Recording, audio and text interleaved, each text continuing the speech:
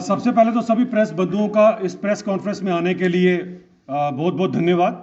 आज की जो ये प्रेस कॉन्फ्रेंस है ये basically as Abhijit Jasrotia spokesperson BJP तो हम कर ही रहे हैं, प्लस जो इंचार्ज पॉलिसी रिसर्च डिपार्टमेट जिसके अंदर हम लोग रिसर्च वर्क करते रहते हैं, उस रिसर्च वर्क के अंदर जो मेरी टीम है जिसमें एडवोकेट जसमीत कौर पांडे और डॉक्टर मैक्सन है, इन सब के एक एफर्ट्स के साथ हमने एक पुरानी रिपोर्ट निकाली है, जिस रिपोर्ट के द्वारा हम खासकर नेशनल कॉन्फ्रेंस और कांग्रेस को आज आप सबके सामने एक्सपोज करने जा रहे हैं। और मेरे साथ हमारे जो गुजर लीडर हैं, हमारे एसटी मोर्चा के हरुण सलारिया जी भी है और हमारे प्रोफेसर गारू राम जी जो हमारे एससी मोर्चे के प्रेसिडेंट है वो भी हमारे साथ। और इन दोनों को आज साथ में बिठाने का यही रीज़न है कि एससी एसटी कम्युनिटी के साथ किस तरह से इन्होंने खिलवाड़ किया और ऑटोनॉमी जिसकी बात नेशनल कॉन्फ्रेंस और पीडीपी आज तक करती रही, उस ऑटोनॉमी के कारण इन्होंने कितनी बड़ी एक कॉन्स्पिरेसी के चलते इस कम्युनिटीज़ को जो क्षति पहुंचाने के लिए एक बहुत बड़ा एक जाल बुना।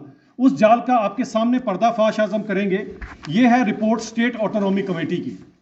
ये जो कमेटी बनी थी, इस कमेटी की अगर आप रिपोर्ट की अकॉर्डिंग चलेंगे तो ये 1997 की रिपोर्ट है, जिस रिपोर्ट के अंदर आप देखें एक कमेटी फ्रेम हुई फारूक अब्दुल्ला साहब के द्वारा और सब लीडरों के द्वारा। एक रिपोर्ट के अंदर एक कमेटी बनती है और उस कमेटी का हेड किसे बनाया जाता है आप ये देख सकते हैं, डॉक्टर करण सिंह को, जो कि कांग्रेस के बड़े दिग्गज लीडर और बड़े नाम रखते हैं, जो उनको इसका हेड बनाया जाता है, डॉक्टर करण सिंह को। और बाकी सारे लीडर्स जो उसके अंदर डाले जाते हैं नेशनल कॉन्फ्रेंस के मैक्सिमम लीडर्स हैं, जो सबके सब हैंड इन ग्लव में जो वर्ड यूज करूंगा। कॉन्स्पिरेसी की जाती है एसटी और एससी कम्युनिटीज को, जो ऑटोनॉमी की ये लोग बात कर रहे हैं, उस ऑटोनॉमी के अकॉर्डिंग इनको कैसे किस तरह से इनके साथ एक नाइंसाफी की जा रही है वो आपके सामने है।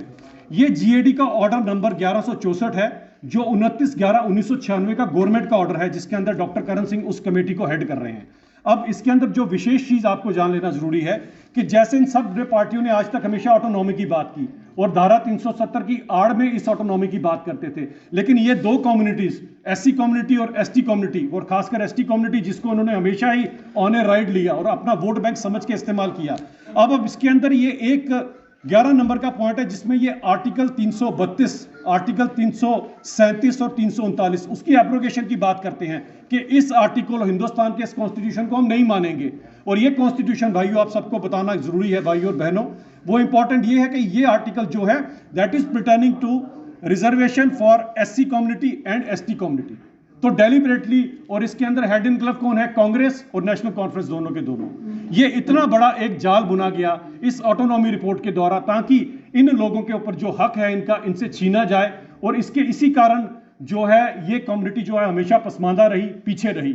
जब इतने बड़े बड़े लीडर जो खुद को एससी कम्युनिटी का या एसटी कम्युनिटी का भाई बाप समझते थे, जब ये लीडर खुद ही इस कम्युनिटी के खिलाफ खड़े हो गए, तो एक फ्रेज यूज करना बड़ी जरूरी है, जब बाढ़ ही खेत को खाएगी तो उस खेत का क्या होगा। और इस खेत में हमारे मजलूम भाई रहे जिनको ये लोग आज रिप्रेजेंट कर रहे हैं। और मुझे बड़ा दुख एक बात का हुआ कि डॉक्टर करण सिंह, जो कि वंशज किसके हैं, महाराजा हरि सिंह जी के, महाराजा हरि सिंह वो दिग्गज, वो इतने बड़े राजा थे जिन्होंने पूरे हिंदुस्तान में, जब दलितों के लिए अभी तक किसी ने मंदिरों के द्वार नहीं खोले थे, तो जम्मू कश्मीर में अपनी रियासत में उन्होंने दलितों के लिए अपने मंदिरों के द्वार खोल दिए। लेकिन आगे देखें डॉक्टर करण सिंह जब कांग्रेस के अंदर आते हैं वो किस तरह की कॉन्स्पिरेसी करते हैं फारूक अब्दुल्ला और इन सब के साथ मिलकर।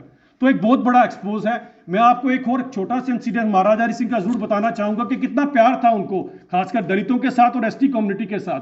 एसटी कम्युनिटी की बात एक आपको बताऊं कि जब महाराजा हरि सिंह जी का एक काफिला जा रहा था, आगे एक बकरवाल भाई अपनी भेड़ बकरियां लेकर जा रहा था और उस समय उनका सिक्योरिटी गार्ड गाड़ी में से उतरा और जाकर उसने बकरवाल भाई को पकड़ा और कहा कि अपनी भेड़े पीछे कर। तो क्या कहा था सलारी साहब उन्होंने?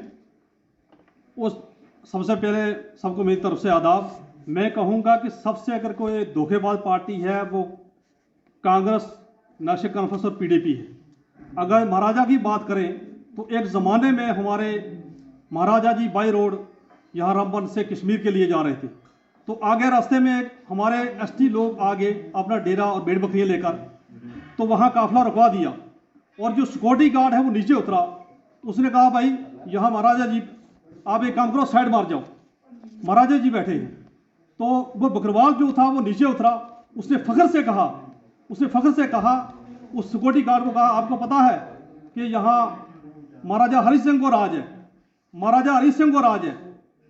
तो इतना फख्र था हमारी कम्युनिटी को राजे पर। तो कहने का अरुण जी का मतलब यह है कि जिस कम्युनिटी के लिए महाराजा साहब ने इतना बड़ा कुछ किया, उसी कम्युनिटी को क्षति पहुंचाने के लिए ये कांग्रेस के लीडर यहां तक आज तक ये कॉन्स्पिरेसी बुनते रहे इनके खिलाफ। और हम ये चीज करके आज एक्सपोज कर देना चाहते हैं नेशनल कॉन्फ्रेंस और कांग्रेस को कि SC/ST कम्युनिटी के साथ इतना बड़ा दुष्व्यवहार और ऑटोनॉमी के जो ऑटोनॉमी की जो बात करते रहे, स्टेट ऑटोनॉमी की, उसकी शैडो में इन लोगों ने कितनी बड़ी नाइंसाफी की है, ये आप सबके सामने है। हम ये सब कागज आपको देंगे ताकि आप ये चीज दे सकें। और जिस आर्टिकल की एब्रोगेशन की बात कर रहे हैं, that is clear cut article 332 article है ये कॉन्स्टिट्यूशन का, which talks about reservation for SC and ST।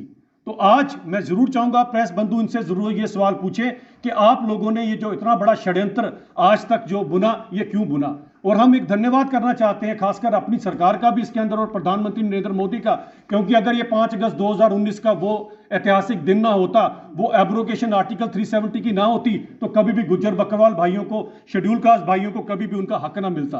तो यहां से हम इस मंच से जरूर ये भी शुक्रिया अदा करना चाहेंगे। और यही कारण है सबसे बड़ा कि क्यों ये आर्टिकल 370 के अगेंस्ट आज भी बोलते हैं, क्योंकि इन लोगों ने इसकी आड़ में कैसे कैसे कारनामे आपके सामने किए हैं, ये मैं आपके सामने उजागर कर रहा हूं आज। धन्यवाद।